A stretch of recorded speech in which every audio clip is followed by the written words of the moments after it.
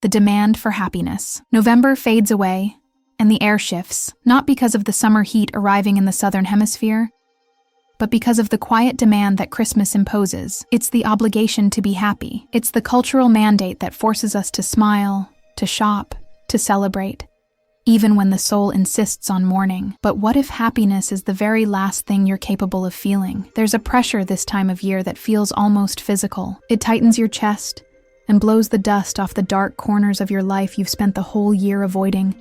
And there, exposed under the bright glow of garlands and blinking lights, it waits. The wound, the great mirror. Christmas is not just a celebration of a birth. It is the season of the great mirror. While most holidays invite us to remember, Christmas forces us to compare.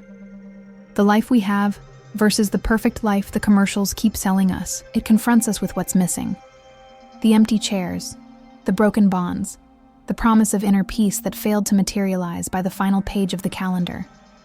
That's why, for many of us who are trying to reconnect with something greater, or simply trying to stay on our feet, Christmas isn't a balm, it's a scalpel. And today, we want to look at the pain that this season forces us to face, and understand why that obligation may strangely become the very starting point for healing. The pressure and the void. For 11 months, we are masters of distraction. Work, tasks, the constant noise of the digital world. We use busyness like a bandage to cover what hurts. The wound might still be there, pulsing faintly beneath the skin, but as long as we're busy, we can pretend it's just an old scar. But Christmas doesn't allow for superficiality. It's the time of family gatherings, which means the noise of the voices present becomes a loud echo of the one voice that's no longer there, or worse, the echo of your own voice, which went silent long ago. What is the wound that Christmas forces you to heal? It's almost never a recent external event. The pain that hits us in December is the sum of losses left unmourned, of resentments unresolved, and above all, of the void left by the absence of presence, whether human or divine. We try to fill that void with consumption, with gifts wrapped in shiny paper. We try to numb it with raisins in the rice, instead of facing it with raw and honest truth. But the truth is, a wound cannot heal while you're hiding it. Think of the central story of Christmas. It's not a story of instant glory. It's a story of radical vulnerability. God, the most powerful presence, chooses to enter the world through the most fragile and uncertain of doors, the manger. And why does he do that? Because true healing begins at the point of your greatest weakness. If God chooses vulnerability as his point of entry, how can we, mere humans, choose the armor of perfection and forced smiles to make it through this season? The demand of Christmas is to make us stop, to quiet the external noise just enough so we can hear the sound of our own cracking. The nature of healing. This is the most painful and the most liberating revelation about the December wound. Christmas does not require you to be healed for the celebration to begin. It requires you to be present so that healing can begin.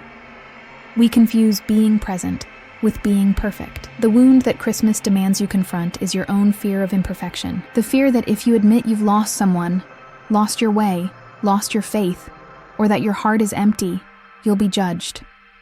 Christmas, at its core, gives us permission to be incomplete. Think of the nativity scene. It's not a sterile hospital setting. It's a stable. It smells of hay and sweat and imperfection. There is fear on Mary's face, uncertainty in Joseph's eyes. And it is there, in the midst of human messiness, that presence manifests. The wound does not need to be hidden. It needs to be seen. It needs to breathe. When pain surfaces during this season, don't push it down with another glass of wine or another marathon of cliché films. Say to yourself, yes, it hurts. It hurts because I cared. It hurts because there was love. It hurts because I hoped for more from this year. This is the act of courage that Christmas demands of us, to acknowledge our inner manger, cold, perhaps empty, and allow the light, the one that truly matters, to find its way there, not through fireworks, but through silence. A brave silence. The path of the manger. Healing is not a one-day event. It's a journey. And the first step in healing is always acknowledging the wound. If you're feeling the weight and sorrow of Christmas, don't judge yourself for it. Understand that the season is simply peeling off the bandage you've refused to change. The invitation is simple, but profoundly hard.